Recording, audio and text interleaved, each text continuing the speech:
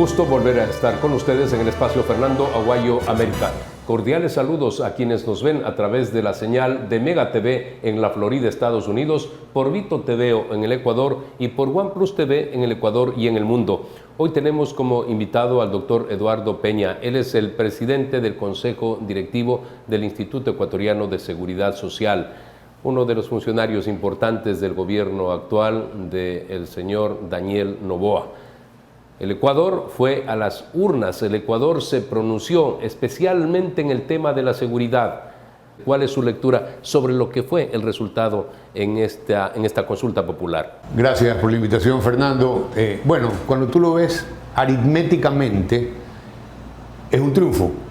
9 de 11 es el 82% de la consulta con resultado positivo. El 18%, 2 preguntas con resultado negativo. Quizás esas 2 preguntas eran, sí, más complicadas.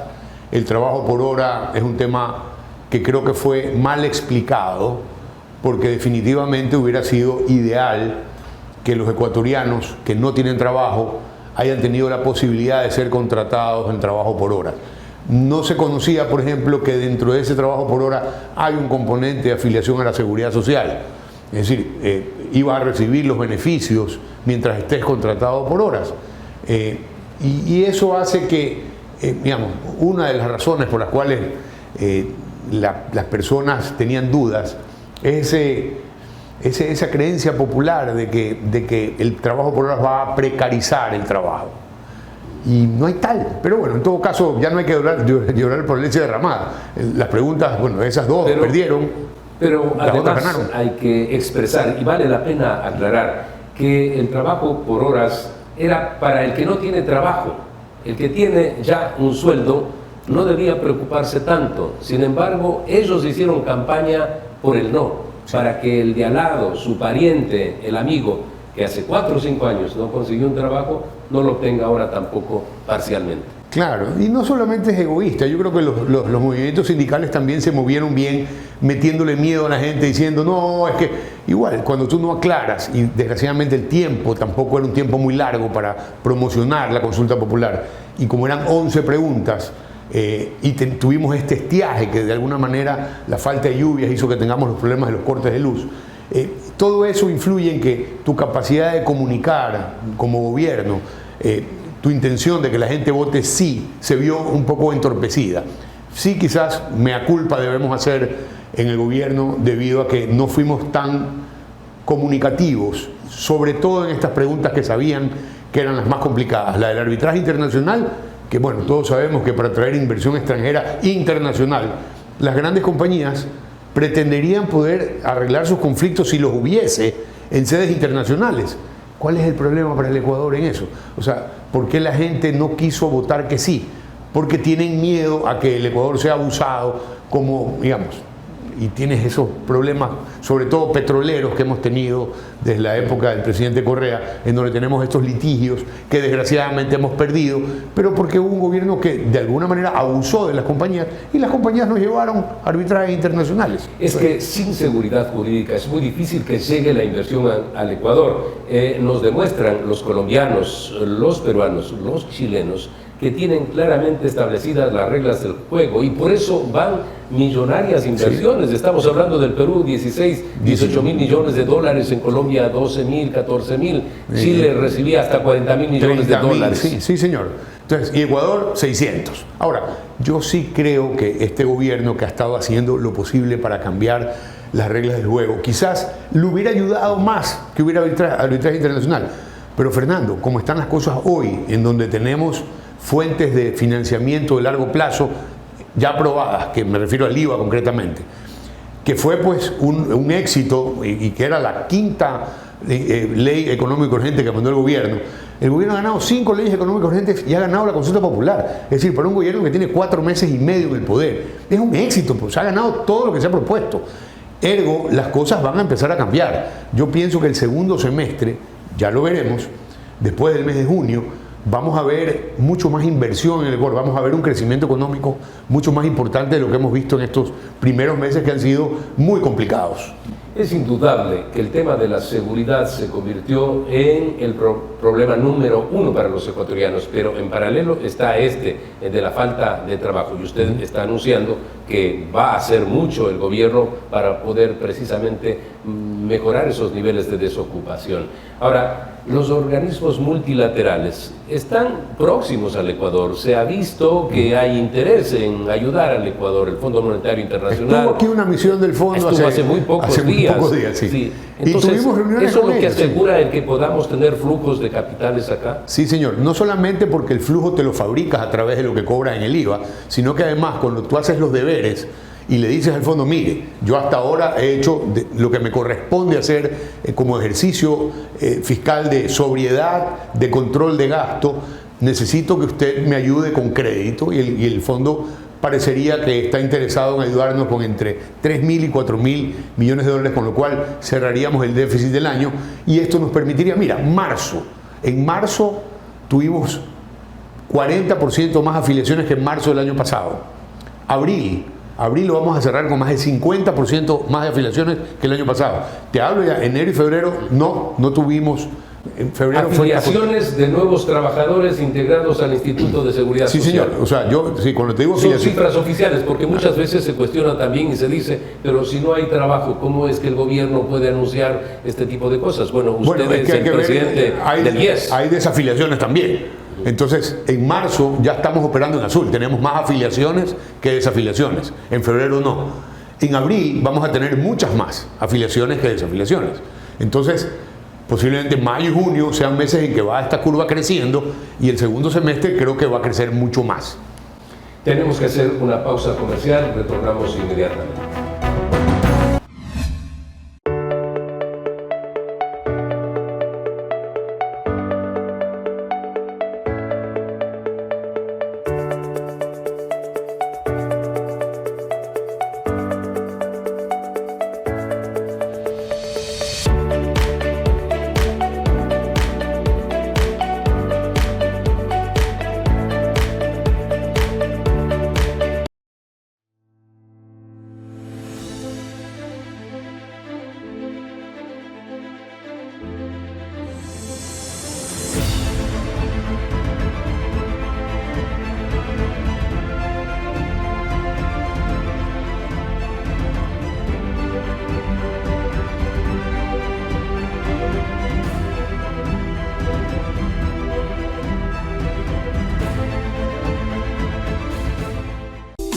Verdefruit, el camino para acercar los productos de América Latina a los Estados Unidos.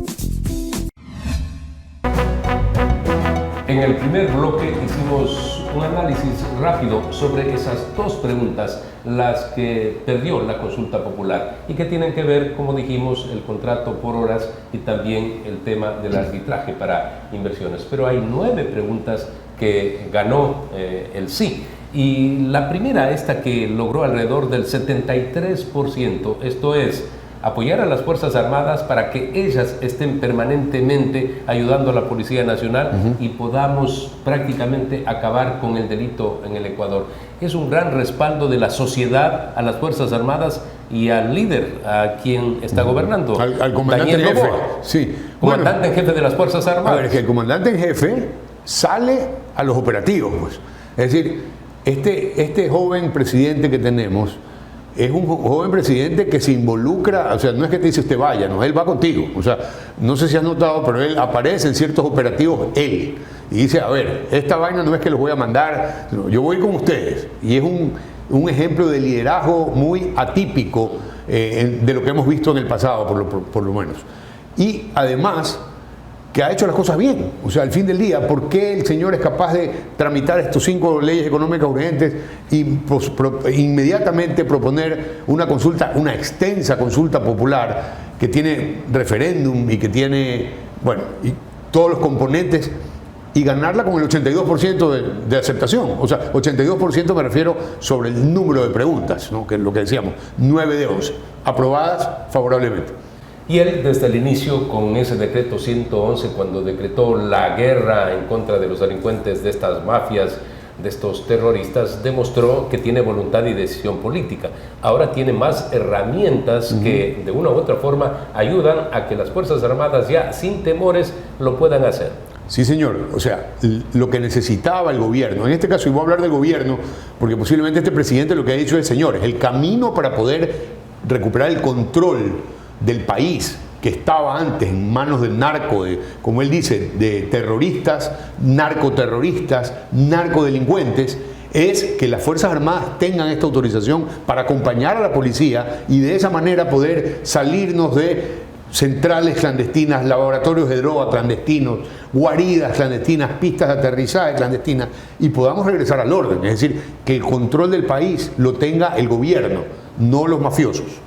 La extradición logró el 65% frente al 34% por el no. Es lamentable también esa cifra, ver que el 34% de personas no están de acuerdo con la extradición, cuando deberíamos estar todos de acuerdo. Bueno, en la cárcel él ganó el no con el 80%, ¿no? Es decir, usted ve que los perfiles, normalmente las personas pueden tener sus preferencias, pero es obvio que cuando usted no tiene rabo de paja, dice, bueno, yo no tengo problemas en que porque sabemos quiénes son los que van a ser extraditados. Pues. Son unos pillos narcotraficantes. Entonces, esos que después se nos andan escapando. Acuérdense de Colón Pico, que lo acaban de volver a coger hace pocos días. Colón Pico se escapó. Es decir, el poder que tienen estas personas, tanto desde el punto de vista financiero como desde el punto de vista de armamento, es un poder alto. Entonces, cuando se proponen sobornar a guardias, a guardias de las cárceles, a policías de las cárceles, logran escaparse.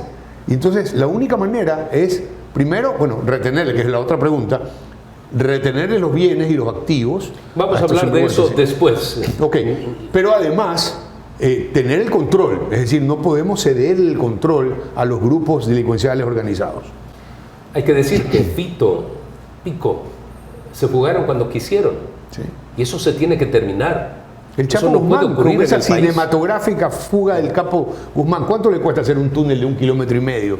O sea, en términos de dinero, debe ser muy costoso pues, ponerse a hacer tremendo túnel con rieles, con moto. Bueno, hasta donde vemos, la capacidad financiera de estos grupos es sumamente alta.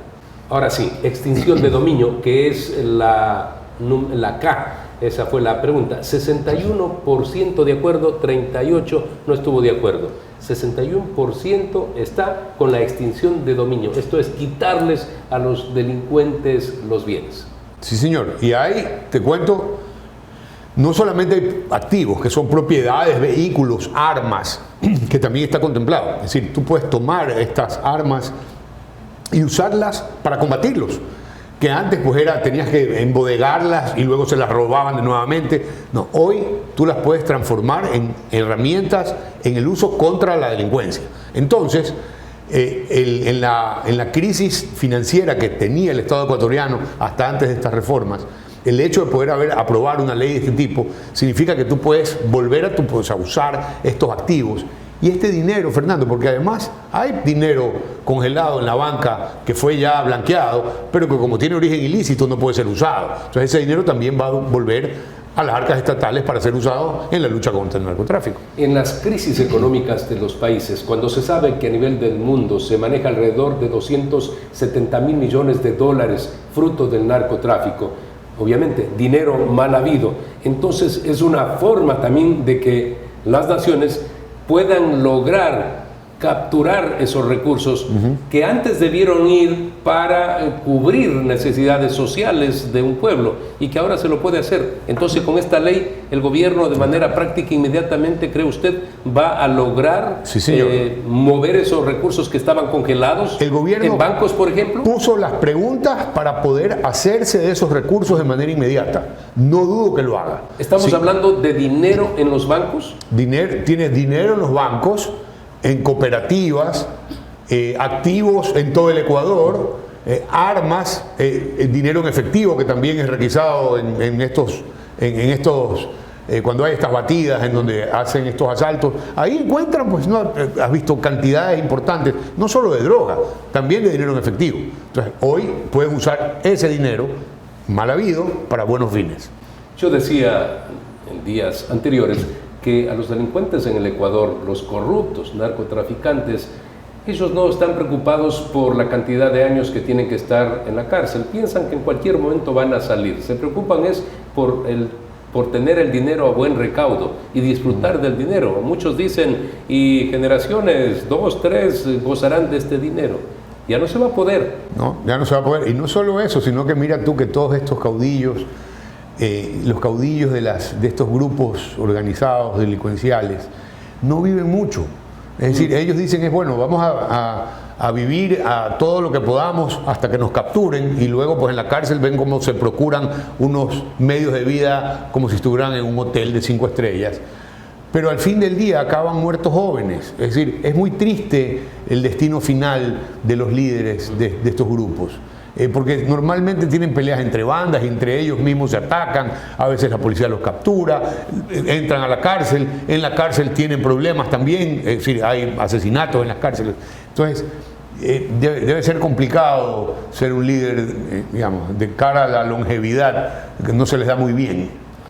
Definitivamente el delito cuesta mucho, la vida para gran parte de los delincuentes. Por eso es que tenemos que promover esa cultura de la legalidad, que los niños, los jóvenes, a través del estudio, del conocimiento, puedan ser personas que aporten a la sociedad. Así van a tener un desarrollo económico, ellos y sus familias. No lo que vemos en el cine, la televisión y esta fantasía que cobra víctimas. Esto de tener dinero fácil y rápido. Ojalá se termine con todas estas leyes, esta deformación social en el Ecuador. Vamos a hacer una pausa comercial, retornamos inmediatamente para el último bloque. En este vamos a hablar sobre la seguridad social.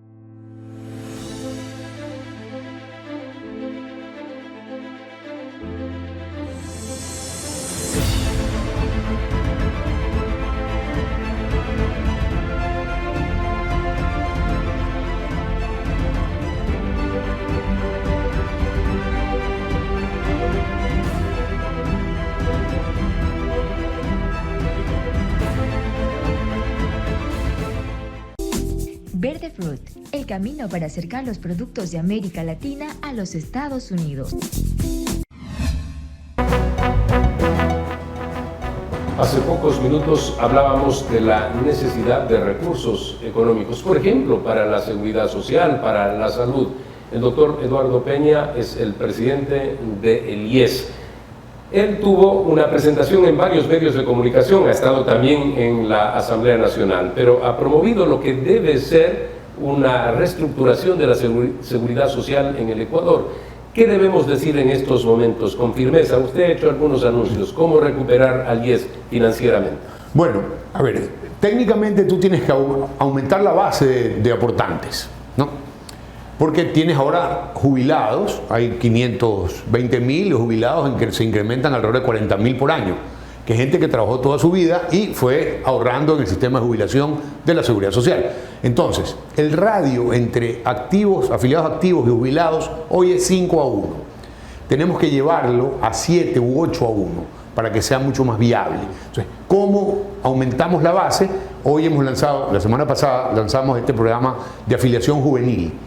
Mira, sin haberlo lanzado ya teníamos 2.000 afiliados juveniles. El programa espera afiliar entre 60 y 70.000 personas en el primer año. ¿Cuál es el gancho? Que al tercer año les damos préstamo hipotecario a tasa preferencial. Tasa preferencial me refiero 6% anual, tasa fija hasta 25 años.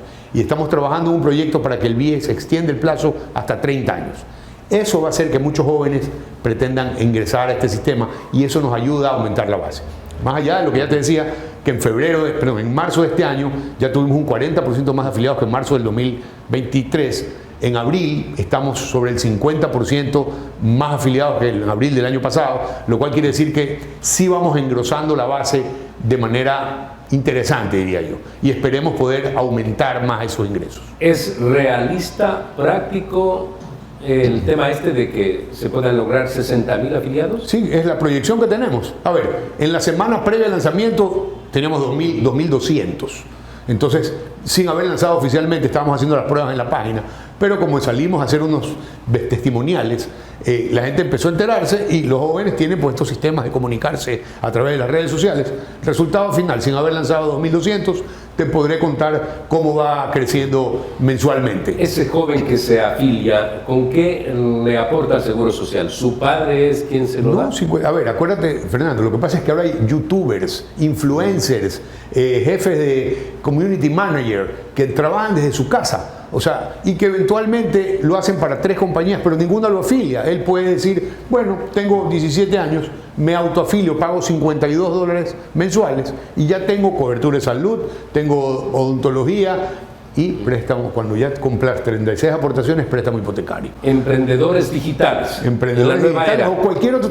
Puede ser hijo también. Si tú tuvieras un hijo de 17 años y tú dices, no, yo te voy a pagar la afiliación, porque primero empiezas a hacer historia de créditos, historia de afiliación, lo cual quiere decir que te vas a poder jubilar más temprano en tu vida, que es la otra cosa que hay que hacer, es con cuántas aportaciones te jubilas o qué monto recibe con tantas aportaciones, que es la otra parte, digamos, de lo que hay que corregir sobre el tema vejez, jubilación y muerte.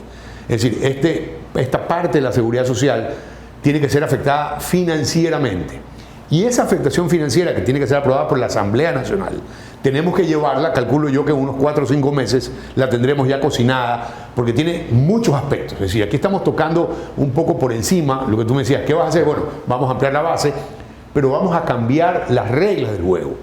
Y eso es, por ejemplo, si tú te quieres jubilar con 360 aportaciones, como ahora, sí, te puedes jubilar. Pero ¿cuánto vas a recibir? Tenemos que afectar ese cálculo, porque ya no pueden ser los 5 mejores años. Tendrán que ser 6 o 10 o 15 o 20, que es mucho más armónico a lo que has aportado que el promedio de los 5 años.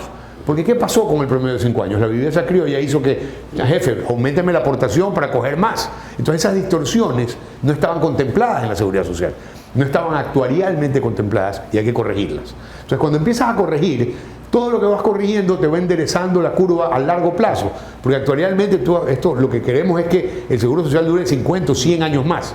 Y para eso hay que hacer esta reestructuración financiera. ¿Hay creatividad y transferencia de experiencias de otros países para implementar sistemas que puedan recuperar al Seguro Social? Recuerde que hace poco tiempo se decía que el Seguro Social está quebrado. ¿Cómo está el Seguro Social? A ver, no está quebrado. Actuarialmente está complicado, pero no está quebrado. Y lo que hay que hacer es reformarlo para que su flujo se acorde a las necesidades de los afiliados y a las necesidades de los jubilados. Es decir, no puedes poner en riesgo las jubilaciones para atender prestaciones de salud, por ejemplo. Entonces, la propuesta que queremos entregar a la Asamblea eventualmente separaría jubilación de salud. Es decir, vamos a hacer 2 rubros. Uno, en que vamos a aportar solo para salud. Hoy aportamos las aportaciones tienen salud, jubilación, seguro social campesino, riesgos de trabajo y algún otro rubro. Son 5 rubros. Y entonces cuando tú aportes el 20.6, esto se reparte a todos estos seguros. Eventualmente tener 2 instituciones separadas, una que maneje exclusivamente salud y otra que maneje exclusivamente jubilación, puede ser parte de la solución.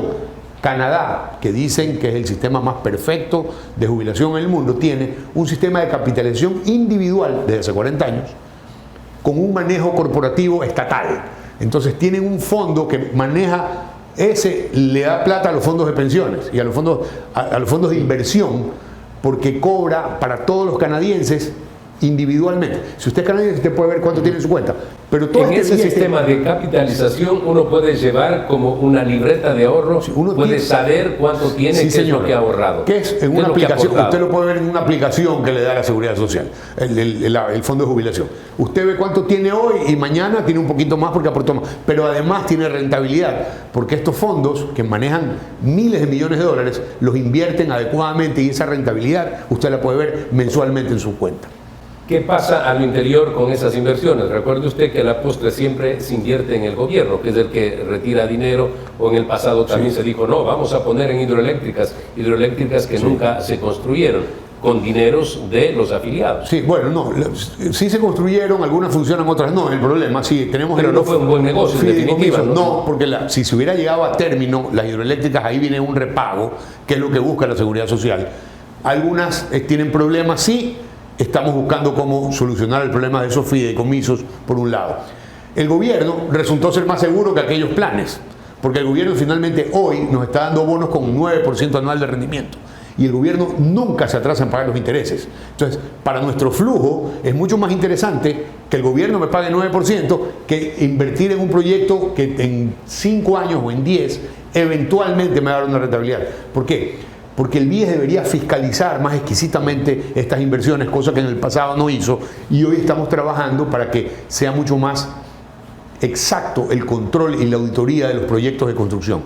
Más allá de que nosotros entregamos créditos hipotecarios a nuestros afiliados y que esos también son muy rentables.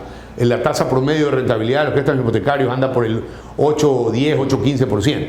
Los quirografarios tienen una tasa de retorno para nosotros de casi 13, 12, 80%. Es decir, es muy buen negocio para el IES, para el BIES, prestarle plata a los afiliados, porque primero tienen fuente de repago. En el caso de los quirografarios tienen los fondos de reserva y los fondos de jubilación, y en el caso de los hipotecarios tienes un bien raíz que está como garantía. Entonces, esos negocios los vamos a privilegiar. Por todo lo expresado, le damos seguridad a los afiliados del Ecuador. Por supuesto, es decir, nosotros seguimos entregando quirografarios hipotecarios en cantidad. A ver, quirografarios debemos andar por 5.000 y pico millones de créditos entregados, y hipotecarios la cifra es mucho mayor, no la tengo a mano, por eso no quisiera equivocarme, pero son miles de millones de dólares entregados.